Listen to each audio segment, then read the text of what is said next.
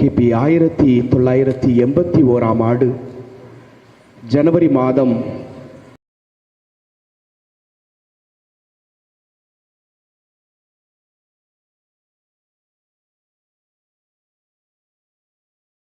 ஆறாம் தேதி புனித பதுவை அந்தோணியாருடைய கல்லறையானது இரண்டாம் முறையாக திறக்கப்பட்டது. முதலாவதாக கிபி 1263 அவருடைய பதுவாவிலே மிக பிரம்மாண்டமான ஒரு பேராலயம் எழுப்பி பதுவை கல்லறையானது திறக்கப்பட்டது. ஏறத்தாழ 200 பேர் கர்தினால், அதாவது திருத்தந்தையினுடைய பிரதிநிதி கர்தினால் பலாட்சி மற்றும் 2 ஆயர்கள், எங்களுடைய சபையை சார்ந்த தலைவர்கள் மற்றும் உடல் கூறு ஆராய்ச்சி நிபுணர்கள், மருத்துவர்கள், பணியாளர்கள், இறைமக்கள் என மொத்தம் 200 பேர் இணைந்து இந்த கல்லறையை திறந்தார்கள். என்ன ஆச்சரியம் என்றால், கல்லறையை திறந்த பொழுது ஒரு மரத்தால் 6.3 அடி நீளமுள்ள ஒரு மரப்பெட்டியானது உள்ளே இருந்தது.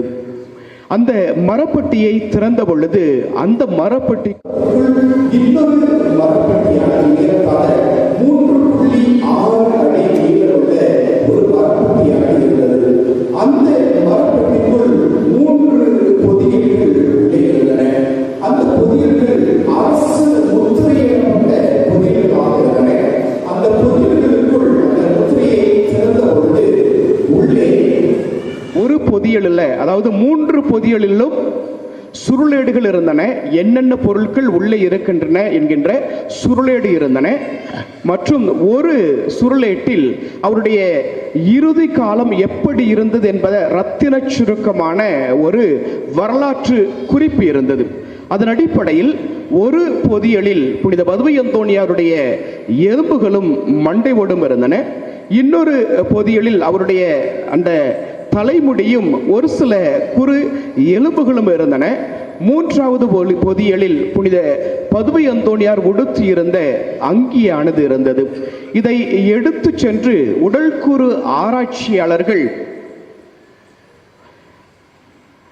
இது பதுவை அந்தோணியாருடைய உடல் பாகங்கள் தானா என்று ஆராய்ச்சி செய்த பொழுது அது பதுவை அந்தோணியாருடையது தான் என்று அவர்கள் நிரூபித்தார்கள். கொஞ்சம் கரம் தட்டி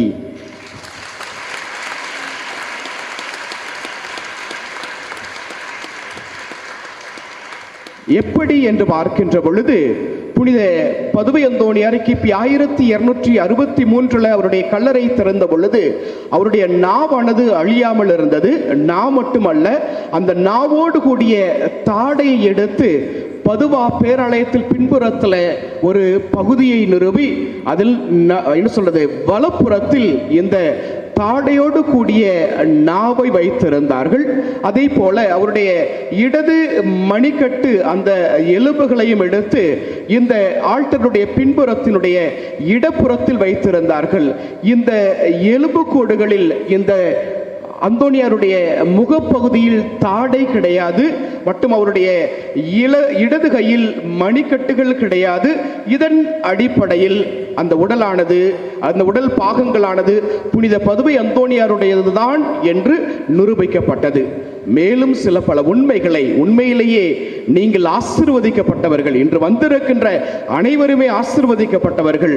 காரணம், அதில் ஒரு சில உண்மைகளை இந்த உடல் கூறு ஆராய்ச்சியாளர்கள் சுட்டி காட்டுகிறார்கள்.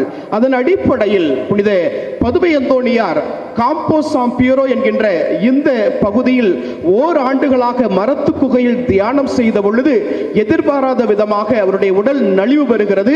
எங்கே தான் இங்கேயே இறந்து விடுவோமோ என்பதற்காக தான் பதுவாவில் இருக்கின்ற மாதர் தே தோமினி என்கின்ற தாயின் மடியில் அடக்கம் செய்யப்பட வேண்டும் என புனித பதுவை அந்தோணியார் விரும்பியதனால் சில பல காரணங்களுக்காக தாமதப்படுத்தி அவருடைய நலிந்த உடலை சுமந்து வருகிறார்கள். எதிர்பாராத விதமாக புனித பதுவை அந்தோணியார் ஆர்ச்செல்லா என்கின்ற எங்களுடைய இரண்டாம் சபையை சார்ந்த கிளாரா மௌன மடத்தில் வைத்து, ஏன்னா அங்க வர தூக்கிட்டு போன இடையில இறந்துடக்கூடாது, கோடான கோடி மக்கள் கூடி விடுவார்களே, அவருடைய உடலை எடுத்து வர முடியாது என்பதற்காக இந்த ஆர்ச்செல்லா என்கின்ற இந்த பகுதியில் கிளாரா மௌன மடத்தில் வைத்து அவர்களுக்கு ஆசீர்வாதத்தை கொடுத்து இந்த புனித பதுவை அந்தோணியார் விண்ணகம் சென்று விடுகிறார். அவர் இறந்த அந்த உடலை தான் இறந்து பதுவை அந்தோணியார் இறந்து விட்டார் என்ற செய்தியை வெளியில் அறிவித்து விட்டால் எங்கே மக்கள் கூடிவிடுவார்களோ என்பதற்காக மறைமுகமாக எங்களுடைய சபை தலைவர்களும் பதுவா மேயரும் பதுவா ஆயரும் இணைந்து மறைமுகமாக அவருடைய உடலை எடுத்து விடலாம் என்று திட்டமிடுகின்ற பொழுது எதிர்பாராத விதமாக இந்த ஆர்ச்செல்லாவில் இருக்கின்ற கிளாரா மௌனமட துறவிகள் எங்களுடைய இடத்தில் வந்து அதிசயமாக அற்புதமாக கோடிகளின் புனிதர் இறந்திருக்கிறார், எனவே எங்களுடைய மௌனமடத்தில் தான் அடக்கம் செய்யப்பட வேண்டும் என்பதற்காக அங்கு இருக்கின்ற இளைஞர்களை தூண்டிவிட்டு அவர்கள் செய்தியை வெளியில் பரப்பிவிட்டார்கள். எனவே ஆர்ச்செல்லா இளைஞர்கள் ஒருபுறம், தன்னுடைய கடையிறுதி காலத்தில் வாழ்ந்த காப்போதி போந்தே என்கின்ற அந்த பகுதி வாழ் மக்கள் ஒருபுறம், பதுவா மக்களோடு கூடிய ஆயரும் மேயருமாக இணைந்து ஒருவரமாக 3 பிரிவுகளாக பதுவை அந்தோணியாருடைய உடலுக்காக அங்கே போராட்டம் செய்கிறார்கள். புனித பதுவை அந்தோணியார் கிபி 1231 ஆண்டு ஜூன் மாதம் 13ஆம் தேதி வெள்ளிக்கிழமை இறந்தவர். ஜூன் மாதம் 17ஆம் தேதி செவ்வாய்க்கிழமைதான் அவர் அடக்கம் செய்யப்படுகிறார். இந்த 3 குழுக்களும் 4 நாட்களாக அவருடைய உடலை வைத்து எங்களுடைய இடத்தில் தான் அடக்கம் செய்ய வேண்டும் என போராடியதனால் இறுதியில சமரச பேச்சுவார்த்தைக்கு உடன்பட்டு எப்பொழுது இந்த ஆர்ச்செல்லாவில் இருந்து பதுவாவை நோக்கி புனித பதுவை அந்தோணியாருடைய உடலானது தூக்கி வரப்பட்டதோ அப்பொழுது யார் யாரெல்லாம் அவருடைய உடலுக்காக இங்குதான் அடக்கம் செய்ய வேண்டும் என போராடினார்களோ, ஒன்று தெரிஞ்சுக்கோங்க, போராடினார்களோ அத்தனை மக்களும் இயேசுவுக்கே புகழ், இயேசுவுக்கே நன்றி, மரியே வாழ்க, அத்தனை மக்களும் மனமாற்றம் பெற்றவர்களாக காலில் செருப்பு இல்லாம சில மைல்கள் தொலைவு நடைப்பயணமாக ஒளியேந்தி இந்த மெழுகுதிரியை ஏந்தி திருப்பயணமாக வந்து புனித பதுவை அந்தோணியார் தாயின் மடியில் அடக்கம் செய்யப்பட்ட அந்த நிமிடம் முதல் தொடர்ந்து யார் யாரெல்லாம் இந்த மெழுகுதிரி ஏந்தி புனித பதுவை அந்தோணியாருடைய கல்லறையில் ஜெபித்தார்களோ அத்தனை பேரும் அதிசயங்களையும் அற்புதங்களையும் புதுமைகளை பெற்றார்கள்.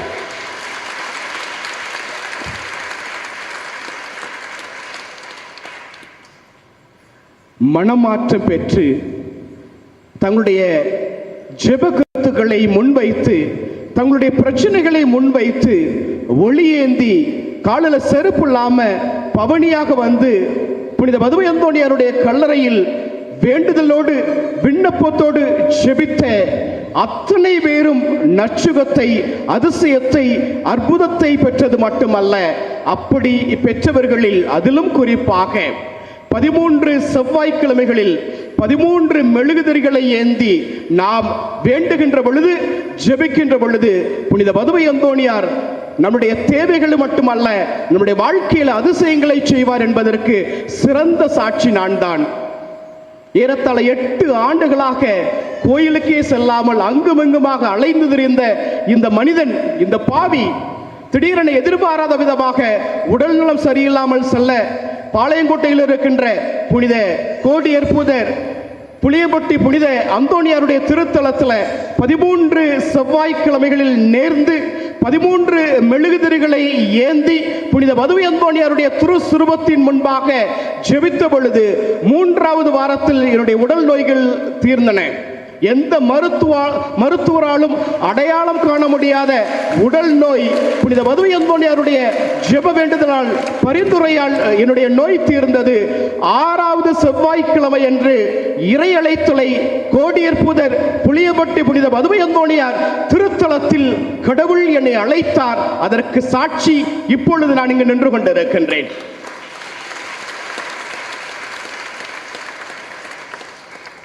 என்னுடைய பெயர் அந்தோணி ராஜ். என்னுடைய அப்பாவினுடைய பெயர் அந்தோணி. என்னுடைய பெரியப்பாவினுடைய பெயர் அந்தோணி, என்னுடைய பங்கு அளவந்தான்குளம் புனித அந்தோணியார் ஆலயம், எனக்கு இறையழைத்தல் கிடைத்தது புனித கோடி அற்புதர் புளியம்பட்டி அந்தோணியார் திருத்தலம். எனவேதான் நான் மதுரை திருமங்கலத்தில் தற்பொழுது பங்கு தந்தையாக பணியாற்றிக் கொண்டிருக்கின்றேன். எனவே இந்த மதுரை திருமங்கலத்தில் இருக்கின்ற இந்த பங்குல கடந்த ஜூலை மாதம் ஜூன்ல பொறுப்பேற்று ஜூலை மாதம் ஒவ்வொரு செவ்வாய்க்கிழமையும் புனித பதுவை அந்தோணியாருக்கென சிறப்பு திருப்பலியும் சிறப்பு மறையரும் நிறைவேற்றி திருப்பலி முடிந்த பின்பாக எவ்வாறு பதுவாவில் இன்று வரை அது பனியாக இருந்தாலும் சரி, பனிக்காலமாக இருந்தாலும் சரி, கோடை காலமாக இருந்தாலும் சரி, வெயிலாக இருந்தாலும் சரி, முட்களாக இருந்தாலும் சரி, வெறும் காலில் நடைப்பயணமாக வந்து ஒளியேந்து ஜெபிக்கின்ற அந்த மக்களை போல நீங்களும் ஆலயத்தை சுற்றி புனித பதுவை அந்தோணியாருடைய கல்லறையாக நினைத்து ஆலயத்தை சுற்றி ஒளியேந்தி ஜெபியுங்கள் என்று அழைத்த பொழுது முதல் வாரத்தில் ஒரு சகோதரி லின்சி என்கின்ற ஒரு சகோதரியை நீங்க என்ன சொல்றது பண்ணு கொடுங்கம்மா இன்னைக்கு அப்படி சொல்லி, ஏன்னா எனக்கு தெரிஞ்சது அந்த அம்மாவை தெரியும் அப்படிங்கிறதெல்லாம் நீங்க இந்த வாரம் நீங்க பண்ணு கொடுங்கம்மா, உங்களுடைய ஒரு ஜெப கருத்தை முன்னிட்டு நீங்க புனித பதுவை அந்தோணியார் இடத்துல ஜெபித்து ஒளியேந்தி பவனியாக வந்து ஜெபியுங்கள், நிச்சயமாக நல்லது நடக்கும் என்று வேண்டி விரும்பி கேட்ட பொழுது முதல் வாரத்தில் பண்ணு கொடுத்திருக்கிறாங்க. மறு வாரத்திலேயே பல ஆண்டுகளாக நிலப்பிரச்சனையில் என்ன சொல்றது கேஸ்ல கிடந்த அந்த நிலப்பிரச்சனையானது அவர்களுக்கு வெற்றியை தந்து அவருடைய நிலத்தை திருமங்கலம் டவுன்ல மீட்டு கொடுத்தது.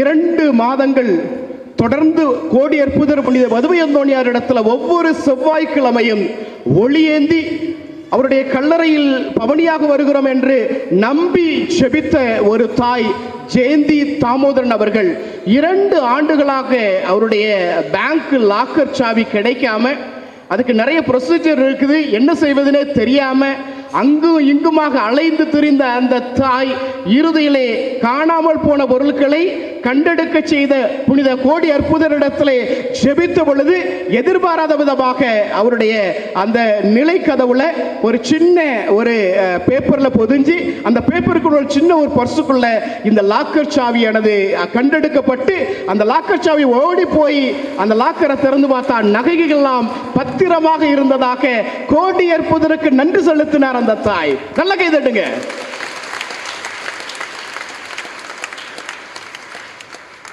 இதை விட இன்னொரு சிறப்பு என்னன்னு பார்த்தீங்கன்னா, ஒவ்வொரு வாரமும் ஜான் ஜோஷுவா அப்படிங்கிற ஒரு பாஸ்டர் அவர் தான் எங்களுக்கு பண்ணு வாங்கிட்டு வருவார். மேக்சிமம் சொல்றது கோயிலுக்கும் கோடி அற்புதர் மேல அதிக பற்று இருந்ததுனால திருப்பள்ளியில் பங்கேற்பார், மறையுரை ரசிச்சு ருசிச்சு கேட்பார்.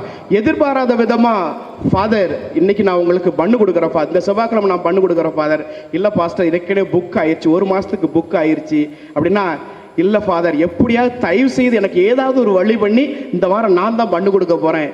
என்ன பாஸ்டர் என்னாச்சு அப்படின்னு சொல்லி கேட்டால் அவர் சொல்கிறாரு, எதிர்பாராத விதமாக அவர் வேலையின் நிமித்தமாக போகும்போது அவருடைய செல்ஃபோன் காணாமல் போயிடுச்சு.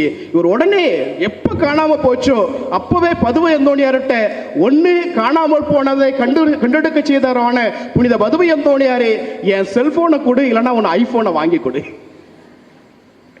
ஒன்று காணாமல் போன செல்போனை கொடு, இல்லைன்னா எனக்கு ஒரு ஐபோனை வாங்கி கொடு அப்படி சொல்லி பதுவை அந்தோணியார்கிட்ட வேண்டிய இந்த ஜான் ஜோஷுவா அப்படிங்கிற இந்த பாஸ்டர் தூங்கி காலையில் எழுந்திருச்சிருக்கிறார். யாருன்னே தெரியாதுங்க. ஒரு பாட்டியம்மா வந்து ஓடோடி வந்து பாஸ்டர் எப்படி கூப்பிடுறாங்க பாருங்க, யாருன்னே அவங்கள தெரியாதான். பாஸ்டர் இந்தாங்க உங்க செல்போன். சாட்சியாக கூறினார், கைதட்டுங்க, சாட்சியம் பகிர்ந்தார். ஒருவேளை உங்களுடைய குடும்பங்களில் அதிகமான கஷ்டம் இருக்கிறதா, அதிகமான துன்பம் இருக்கிறதா, இந்த கோடி அற்புதர் புனித பதுவை அந்தோணியார் இடத்துல 13 மெழுகுதிரிகளை 13 செவ்வாய்க்கிழமையாக வந்து நீங்கள் மெழுகுதிரி ஏந்தி பாருங்கள். நிச்சயமாக உங்களுக்கும் கோடி அற்புதர் அதிசயங்களை புதுமைகளை செய்வார். ஒருவேளை குடும்பத்தில் பாரமாக இருக்கிறது, சுமையாக இருக்கிறது, திருத்தலம் நாடி வர முடியாது அப்படின்னு நினைக்கிறவங்க உங்களுடைய வீட்டிலேயே தூங்குவதற்கு முன்பாக வாசற்படியில, அதாவது தலைவாசல்ல ஒரு மெழுகுதிரியை 21 நாட்கள் தொடர்ந்து கோடி அற்புதரிடத்துல பரிந்துரையை நாடி ஜெபித்து பாருங்கள். நிச்சயமாக அந்த கோடி அற்புதர் உங்களுடைய வாழ்க்கையில அதிசயங்களை புதுமைகளை செய்வார். அதையும் தாண்டி உங்களுடைய வாழ்க்கையில ஒருவேளை துன்பங்களோடும் துயரங்களோடும் சாத்தானின் தொல்லைகளோடும் செய்வனைகளோடும் ஏவல்களோடும் அதாவது கந்துஷ்டிகளோடும் நீங்கள் ஒருவேளை கவலைப்படுகிறோம், துன்பப்படுகிறோம், அல்லது கடன் தொல்லைகள் இருக்கிறது, பிரச்சனைகள் இருக்கிறது என்று நீங்கள் ஒருவேளை வேண்டினீர்கள் என்றால், இதோ கோடி அற்புதர் எப்பொழுதுமே தன்னுடைய திருச்சிலுவையை தாங்கிய நிலையில யார் யாரெல்லாம் அவரை தேடி வருகிறார்களோ, சாத்தானுடைய தொல்லையிலிருந்து நாடி வருகிறார்களோ, அப்பொழுதெல்லாம் தன்னுடைய கரங்களில் திருச்சிலுவை வைத்திருப்பார், அல்லது எங்களுடைய தவ் என்கின்ற இந்த அடையாளத்தை வைத்திருப்பார். அதை வைத்துக்கொண்டு அங்கே இந்த திருச்சிலுவை ஏந்திய நிலையிலே, இதோ ஆண்டவருடைய திருச்சிலுவை, சத்துருக்களை ஓடி ஒளியுங்கள், யூதா கோத்திரத்தின் சிங்கம் தாவீதின் சந்ததியில் ஜெயங்கொண்டார், அல்லேலுயா அல்லேலுயா அல்லேலுயா என்று ஜெபித்து அவர்களிடத்தில் இருக்கின்ற அனைத்து பிரச்சனைகளையும் கட்டுக்களையும் திருச்சிலுவையின் அடையாளத்தை கொண்டு இந்த ஜெப வலிமையை கொண்டு போக்கினார் என்பது வரலாறு. இயேசுவுக்குள் பிரியமானவர்களே, குடும்பத்தில் பிரச்சனைகள் இருக்கிறதா? குடும்பத்தில் கட்டுக்கள் இருக்கிறதா? குடும்பத்தில் போராட்டம் இருக்கிறதா? ஒன்னே ஒன்று மட்டும் செய்யுங்க, ஒன்னே மட்டும் சொல்லுங்க, ஒன்னே ஒன்று மட்டும் செய்யுங்க. தூங்க போறதுக்கு முன்னால 4 திசையிலும் இந்த ஜெபத்தை சொல்லி, 4 திசையிலும் இந்த ஜெபத்தை சொல்லி, 4 திசையிலும் இந்த ஜெபத்தை சொல்லி தூங்கி பாருங்க. அப்படி ஒரு தூக்கம் வருங்க. 4 திசையிலும் இந்த ஜெபத்தை சொல்லி, ஒருவேளை 4 திசையிலும் சொல்லி உங்களுக்கு என்ன சொல்றது வரல அப்படிங்கிற ஒரு நிலை இருந்ததுன்னா 8 திசையிலையும் போடுங்க. 8 திசைகளையும் போடுங்க. கொஞ்ச நேரத்தை ஒதுக்கி இந்த ஜெபத்தை செய்த பின்பாக நீங்கள் தூங்கி பாருங்கள். நிச்சயமாக உங்களுடைய கட்டுக்கள் எல்லாம், உங்களுடைய பிரச்சனைகளை எல்லாம் இந்த கோடி அற்புதர் தன்னுடைய வரித்துறையின் பேரில் அதிசயமாக அற்புதமாக செய்வார். எதற்காக இந்த கோடி அற்புதருக்கு மட்டும் ஏராளமான புதுமைகளையும் அதிசயங்களையும் செய்யக்கூடிய ஆற்றலை கடவுள் கொடுத்திருக்கிறார் என்று பார்க்கின்ற பொழுது, என்னுடைய வாழ்க்கையில, என்னுடைய அனுபவத்தில், என்னுடைய ஆராய்ச்சியினுடைய அடிப்படையில் உலகத்திலேயே பிறந்த ஆண்களிலேயே தாய்க்கு அடுத்த நிலையில் அதிகமான துன்பங்களை, பாடுகளை, துயரங்களை அனுபவித்தவர் புனித பதுவை அந்தோணியார். எப்படி இப்படின்னு பார்க்குறீங்களா? இந்த உடல் கூறு ஆராய்ச்சியினுடைய அடிப்படையில் ஒரு உண்மையை அவர்கள் சுட்டி காட்டுகிறார்கள். ஏன் கேட்ட வரத்தெல்லாம் கொடுக்கிறார்கள் பார்த்தீங்கன்னா, அதற்கான காரணம் இந்த உடற்கூறு ஆராய்ச்சியினுடைய அடிப்படையில் புனித பதுவை அந்தோணியாருடைய முட்டுக்கு கீழே உள்ள அந்த எலும்புகள் எல்லாம் வீங்கி இருந்ததா. நல்லா தெரிஞ்சுக்கோங்க, புனித பதுவை அந்தோணியார் உங்களுக்காக, எனக்காக, உங்களுடைய பாவங்களுக்காக, என்னுடைய பாவங்களுக்காக, உங்களுடைய மனமாற்றத்திற்காக, என்னுடைய மனமாற்றத்திற்காக, அவருடைய கால் தசைகள் மட்டுமல்ல, அந்த தசைக்கு உள்ள இருக்கின்ற எலும்புகள் எல்லாம் வீங்கக்கூடிய அளவுக்கு முழந்தாள் பொடியிட்டு கரங்களை விரித்து உங்களுக்காக, எனக்காக தொடர்ந்து ஜெபித்துக் கொண்டிருக்கிறார். எனவேதான் அவர் வலியையும், அவர் வேதனையையும், அவர் துன்பங்களையும், உங்களுடைய துன்பங்களையும் வேதனைகளையும் தன்னிலை தாங்கிக் கொண்ட புனித பதுவை அந்தோணியார் உங்களுக்கு அதிசயங்களை, அற்புதங்களை செய்கிறார் என்பதுதான் அவருடைய வரலாறு. இரண்டாவதாக, அவருடைய இந்த கால்பாத தசை எலும்புகள் எல்லாம் வீங்கி இருந்ததாக உடல் கூறு ஆராய்ச்சியாளர்கள் சுட்டி காட்டுகிறார்கள். அப்படியெனில் அவர் ஏறத்தாழ சிசிலியில் இருந்து அசிசியை நோக்கி ஏறத்தாழ 500 மைல்கள் தொலைவு நடைப்பயணமாகவே வந்து தன்னுடைய வாழ்நாள் முழுவதும்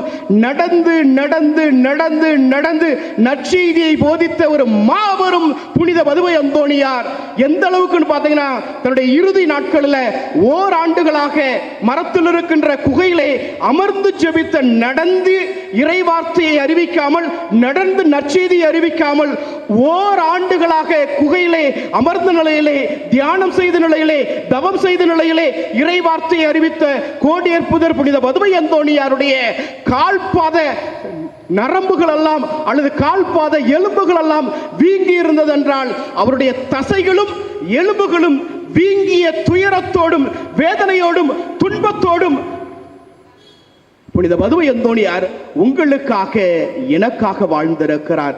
எனவேதான் உங்களுடைய துன்பங்கள் என்ன துன்பங்கள், உங்களுடைய கஷ்டங்கள் என்ன கஷ்டங்கள், அதைவிட அதிகமான கஷ்டங்களையும் துன்பங்களையும் கோடியேற்புதர். எனவேதான் நீங்கள் கேட்கின்ற, வேண்டுகின்ற, விரும்புகின்ற, எதிர்பார்க்கின்ற அனைத்தையும் பெற்றுத்தரக்கூடியவராக இருக்கிறார். மூன்றாவதாக புனித பதுவை அந்தோணியார் டிராப்சி என்கின்ற நீர்க்கோர்வை நோயினால் இறந்தார் என்பது வரலாறு. ஆனால் உண்மையிலேயே இந்த உடல்கூறு ஆராய்ச்சியினுடைய அடிப்படையில் அவருடைய நுரையீரலில் சளி கட்டி, அவருடைய வலதுபுறம் முழுவதுமாக சளி கட்டி, எந்த அளவுக்கு என்றால் தன்னுடைய வாழ்நாளுடைய இறுதி மூச்சு வரை நற்செய்தியை அறிவிப்பதற்காக, இறை வார்த்தையை அறிவிப்பதற்காக இத்தனை துன்பத்திலும் இத்தனை பாடுகளிலும் சளி கட்டி பேச முடியாத, மூச்சு விட முடியாத நிலையிலும் கூட தன்னுடைய இறுதி மூச்சு வரை நற்செய்தியை அறிவித்த பெருமை, இறை வார்த்தையை வாழ்வாக்கிய பெருமை கோடியற்புதரை சாரும். எனவேதான் இந்த கோடியற்புதரை நாடி தேடி வருகின்ற பொழுது உங்களுக்கும் இவர் அதிசயங்களை, அற்புதங்களை செய்வார். இதை விட இன்னொரு ஆச்சரியம் என்னன்னு பார்த்தீங்கன்னா, எப்பொழுது நீங்கள் மெழுகுதிரி என்று ஜெபிக்க வருகிறீர்களோ அப்பொழுது உங்களுக்கு தேவையை நிறைவேற்றுவார். ஒருவேளை தீர்க்க முடியாத பிரச்சனை, தீர்க்க முடியாத ஒரு நோய், தீர்க்க முடியாத குழப்பம் அப்படி சொல்லி பார்த்தீங்கன்னா, புனித பதுவை அந்தோணியாரை போல ஜெபமிருந்து, நோன்பிருந்து, தவமிருந்து நீங்களும் ஜெபித்து பாருங்கள். நிச்சயமாக ஆண்டவர் உங்களுக்கு அதிசயத்தை தருவார். ஏன் அப்படின்னு பார்த்தீங்கன்னா, 2004 நாங்கள்லாம் சகோதரர்களாக இருந்து தர்மபுரியில் இருக்கின்ற பாலக்கோடுக்கு அருகில் இருக்கின்ற கசரக்குழி இலங்கை அகதிகள் முகாமில் எங்களை அனுப்பும் போதே, அங்கே போனால் நீங்கள் கஷ்டப்படுவீங்க, சாப்பாடு கிடைக்காது, தண்ணி கிடைக்காது, யார் கஷ்டப்பட முடியுமோ போங்க அப்படின்னு சொல்லி கேட்ட உடனேயே என்னுடைய சகோதரர்கள் எல்லாம், ஆண்டனி தான் அதுக்கு சரியான ஆளு, அவன் போவான் அப்படி சொன்ன உடனே நானும் தயாரிப்போடு தான் சென்றேன். அதே போல அந்த முகாமில் 2 பிரிவுகள், ஒரே அடிதடி, சண்டை, வெட்டுக்குத்து இப்படி இருக்கிற அந்த பகுதியில் ஒரு பிரிவினர் என்ன ஒரு சிஐடி நினைச்சிட்டாங்க, இன்னொரு பிரிவினர் நான் ஒரு விடுதலை புலி நினைச்சிட்டாங்க. ஏன்னா அவங்களோட சேர்ந்து பணி செஞ்சதுனால, அவங்களுடைய அந்த மொழி தெரிஞ்சதுனால பேச பேச அவங்க என்ன விடுதலை புலி நினைச்சிட்டாங்க. கடைசியா இந்த மக்கள் இப்படி சண்டை போட்டு இப்படி வெட்டுக்குத்தோட இப்படி துயரப்பட்டு இருக்கிறாங்களே, இவங்களுக்கு ஏதாவது செய்யணுமே அப்படின்னு சொல்லி எங்க போனாலும் சரி படுத்திருந்தா என்ன பார்க்கறதுக்கு ஒரு கூட்டம் வரும். ஏன்னா எங்களை நாங்க வெளியில சொல்லக்கூடாது, நாங்க சகோதரன் சொல்லாம அந்த பணி செய்யணும், இது எங்களுக்கு கொடுக்கப்பட்ட டாஸ்க் அப்படிங்கிறதுனால எங்க போனாலும் சரி வேவு பார்க்கிறதுக்கான ஒரு கூட்டம். இறுதியில கடவுளிடத்துல முழுமையாக வேண்டினேன், தாயிடத்துல ஜெபமாலை ஜெபித்து வேண்டினேன், அந்தோணியாருடைய பரிந்துரையை நாடி வேண்டினேன், இந்த மக்களுக்கு ஏதாவது செய்ய வேண்டும் அப்படி சொல்லி வேண்டுகின்ற பொழுது எதிர்பாராத விதமாக ஒரு அம்மா யார் போனாலும் திட்டுவாங்க, கொஞ்சம் இதானவங்க அப்படிங்கிறதுனால தவறான வார்த்தையை பயன்படுத்தி யாரு போனாலும் சகட்டு மேனி பேசிக்கிட்டே இருப்பாங்க. அப்போ நான் நினைச்சேன், இவங்களை மனமாற்றுவதற்கு முதல் வழி இந்த அம்மா தான். அந்தோணியாரே உம்மை நம்பி நாம போறேன், அந்த அம்மா வாயவே திறக்க கூடாதுன்னு சொல்லி 1 மணி நேரம் உட்கார்ந்து பேசியிருக்கங்க, வாயவே திறக்கலங்க.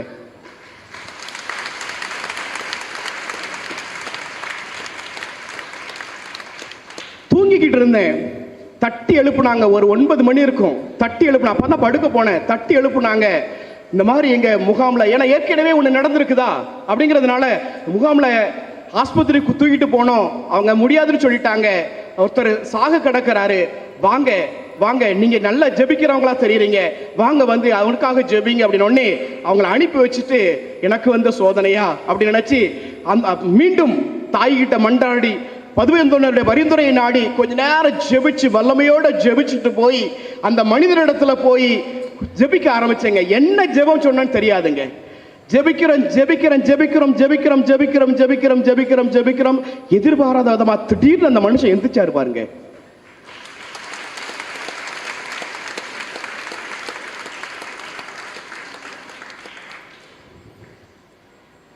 இரண்டாவது நிகழ்வு.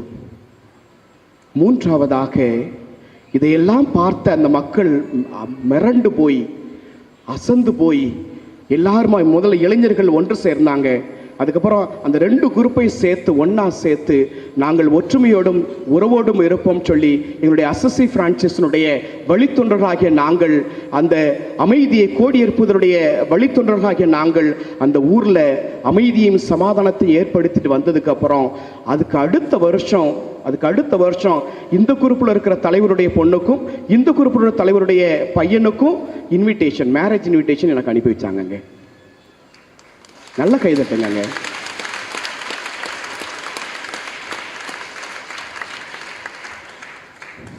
நம்புங்கள், ஜெபியுங்கள், கோடி எதிர்ப்பவர் நிச்சயமாக உங்களுக்கும் நல்லது செய்ய காத்திருக்கிறார். சிறு துன்பங்களாக இருக்கிறதா ஒளியேந்துங்கள், அதிகமான கஷ்டமா இருக்கிறதா திருச்சிலுவையை ஏந்துங்கள், முடியாத தீராத பிரச்சனையாக இருக்கிறதா ஜெபம் செய்து நோன்பு இருந்து தவம் இருந்து தொடர்ந்து நம்பிக்கையோடு வேண்டுங்கள். நிச்சயமாக கோடி அற்புதர் நல்லதையே செய்ய காத்திருக்கிறார். ஆமென். ஆவடி புனித அந்தோனியாரே உம் திருநாமம் வாழ்கவே. ஆவடி புனித அந்தோனியாரே உம் திருநாமம் வாழ்கவே. அற்புதம் பல கோடி செய்பவரே